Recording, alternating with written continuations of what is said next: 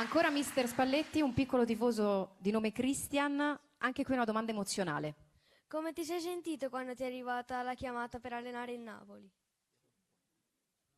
Mi sono un po' emozionato perché il Napoli, se si parla calcisticamente, è veramente una roba importante. Tutti abbiamo vissuto grandi serate in televisione vedendo giocare il Napoli degli anni precedenti, ha avuto grandi squadre, ci sono stati grandissimi calciatori, c'è stato il più grande di tutti, anche questo è un qualcosa